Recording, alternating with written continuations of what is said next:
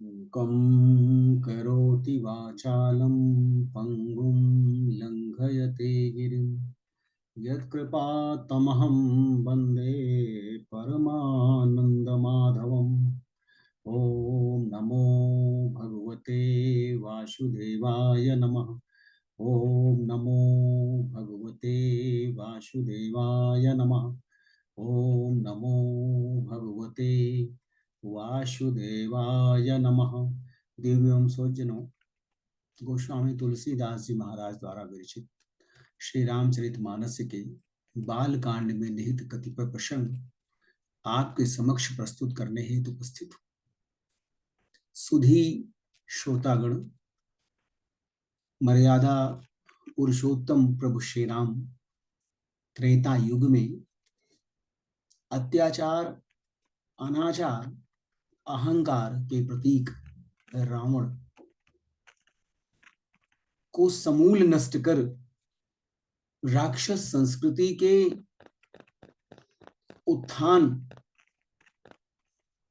राक्षस संस्कृति के उत्थान को जड़ से काटकर सनातन संस्कृति, आर्य संस्कृति की पुनर्स्थापना करते हैं। वह राक्षस संस्कृति जिसमें प्रेम, दया, करुणा का सर्वथा अभाव था, आर्य संस्कृति के समूल दमन हेतु राक्षस संस्कृति का आविर्भाव हुआ था। उसी आर्य संस्कृति के पुनरुत्थान हेतु, उसी आर्य संस्कृति के पुनरुत्थान हेतु मर्यादा पुरुषोत्तम प्रभु श्री राम ने मानव शरीर धारण किया। यह उनकी लीला का ही एक स्वरूप है। जब उनकी मां कैकेयी ने उनके लिए 14 वर्ष का वनवास और अपने पुत्र भरत के लिए राज्याभिषेक महाराज दशरथ से मांग लिया। महाराज दशरथ अत्यंत व्याकुल हैं। वे प्रभु श्री राम के प्रति अगाध स्नेह रखते हैं। श्री राम के वन गमन से वे अपने प्राण त्याग सकते हैं। महाराज दशरथ स्वयं सोचते हैं कि यदि श्री राम जी उनकी आज्ञा का अनुपालन न कर घर पर ही रह जाएं या किसी आश्रम में निवास कर ले, तो हमें चाहे जैसा अपयश हो, मेरा समस्त सुयश नष्ट हो जाए, मैं नरक में चला जाऊं, किंतु प्रभु श्री राम का वियोग मैं कदापि नहीं सहन कर सकता। अजसु हो जग सुजसु न साऊ, नरक परों बरु सुरपुर जाऊ, सब दुख दुसह सहावहु मोही, लोचन ओट राम जनि होही। संसार में चाहे जितना मुझे अपयश मिले, मेरे समस्त पुण्य नष्ट हो जाए, मेरे ऊपर करोड़ों पाप लग जाए, मैं नरक में गिरूं अथवा स्वर्ग चला जाऊं, मुझे मेरे पूर्व के पुण्यों से मिलने वाला स्वर्ग सुख चाहे न मिले और सभी प्रकार के दुशाह दुख मुझे सहन करना पड़े, पर श्री राम जी मेरी आंखों से ओट न हो। असमान गुनाई, राव नहीं बोला, पीपर पात सरिस मनु डोला। रघुपति पितहि प्रेम बस जानी, पुनि कछु कही मातु अनुमानी। राजा दशरथ मन ही मन में विचार कर रहे हैं, किंतु बोल नहीं पा रहे हैं। उनका मन पीपल के पत्ते के समान चलायमान है। श्री रघुनाथ जी ने अपने पिता के प्रेम को जानकर और यह अनुमान करके कि माता फिर कुछ अवश्य कहेगी तो पिता को दुख होगा, देश काल अवसर अनुसारी, बोले बचन विनीत बिचारी।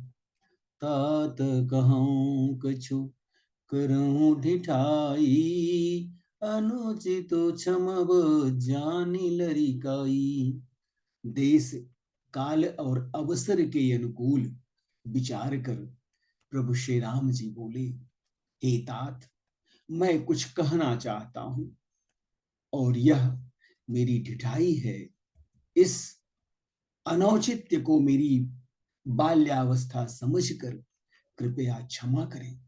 अति लघुपात लागी दुख पावा, कहो न मोहि कही प्रथम जनावा। देखी गोसाई पूछ्यु माता, सुनी प्रसंग भय शीतल गाता। इस अत्यंत तुच्छ बात के लिए महाराज पिताश्री ने इतना दुख पाया। मुझे किसी ने पहले कहकर यह बात नहीं जनाई।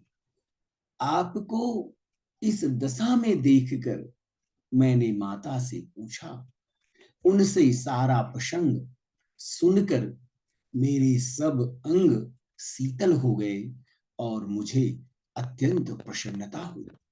मंगल समय स्नेह बस सोच परिहरियतात, आय सुदेई हर सिंह कही पुल के प्रभुगात। हे पिताजी, इस मंगल के समय स्नेह के वशीभूत होकर आप पश्चाताप करना छोड़ दीजिए और हृदय में प्रसन्न होकर मुझे आज्ञा दीजिए। यह कहते हुए प्रभु श्री राम जी का सर्वांग पुलकित हो गया। धन्य जनम जगती तलताशु, पितहि प्रमोदु चरित सुनि जाशु। चारि पदार्थ करतल ताके, प्रिय पितु मातु प्राण समझा के। फिर प्रभु श्री राम जी ने कहा कि इस पृथ्वी तल पर उसका जन्म धन्य है जिसके चरित्र को सुनकर पिता के आनंद की प्राप्ति हो, जिसको माता पिता अपने प्राणों के समान प्रिय है। चारों पदार्थ अर्थ धर्म काम और मोक्ष उसकी मुट्ठी में रहते हैं। आय सुपाली जन्म फल पाई, एहं बेगी हो रजाई। विदा मातु सनया वहु मांगी, चलियो बनहि बहुरी पग लागी। आपकी आज्ञा पालन करके और जन्म का फल पाकर मैं जल्द ही लौट आऊंगा। जन्म का उद्देश्य राक्षस संस्कृति का विनाश करना है। उसी जन्म फल की ओर श्री राम जी इशारा कर रहे हैं। कृपया महाराज दशरथ से बारंबार वे आज्ञा मांग रहे हैं। प्रभु श्री राम कहते हैं मैं माता से विदा मांग कर आता हूं, फिर आपके चरणों में प्रणाम करके वन को चला जाऊंगा। अस कहि राम गवनु तब कीन्हा, भूप शोक बस उतरु न दीन्हा। नगर व्यापी गई बात सुती छी, छुअत चढ़ी जनु सब तन बीछी। ऐसा कहकर श्री राम जी वहां से चले गए। राजा दशरथ ने शोकवश कोई उत्तर नहीं दिया। वह अप्रिय बात संपूर्ण नगर में इतनी जल्दी फैल गई, मानो डंक मारते ही बिच्छू का विष सारे शरीर में चढ़ गया हो। सुनि भय बिकल सकल नर नारी, बेली बिटप जिमि देखी दवारी। जो जहाँ सुनई धुनई सिरु सोई, बड़ विषादु नहीं धीरज होई। इस बात को सुनकर सभी स्त्री पुरुष ऐसे व्याकुल हो गए जैसे वन में आग लग गई हो। वन में लगी हुई आग, जिसे दावानल कहा जाता है, उसे देखकर बेल और वृक्ष जिस प्रकार मुरझा जाते हैं, उसी प्रकार श्री राम के वन गमन का समाचार पाकर सभी स्त्री पुरुष व्याकुल हो जाते। जो जहां सुनता है वह वहीं पर सिर पीटने लगता है। बड़ा विषाद है, किसी को धैर्य नहीं है। मुख सुखाहि लोचन स्रवहि, शोकुन हृदय समाई। मनहु करुण रस कटकई, उतरी अवध बजाई। सबके मुख सूखे जाते हैं, आंखों से आंसू बह रहे हैं, शोक हृदय में नहीं समा रहा है। मानो करुणा रस की सेना अवध पर डंका बजाकर उतर आई हो। प्रभु श्री राम के वन गमन, प्रभु श्री राम के वन प्रस्थान का समाचार पाकर समस्त अयोध्यावासी मूर्छित हो जाते हैं। वे अपने आराध्य, अपने प्रिय प्रभु श्री राम का वियोग नहीं सहन कर सकते हैं।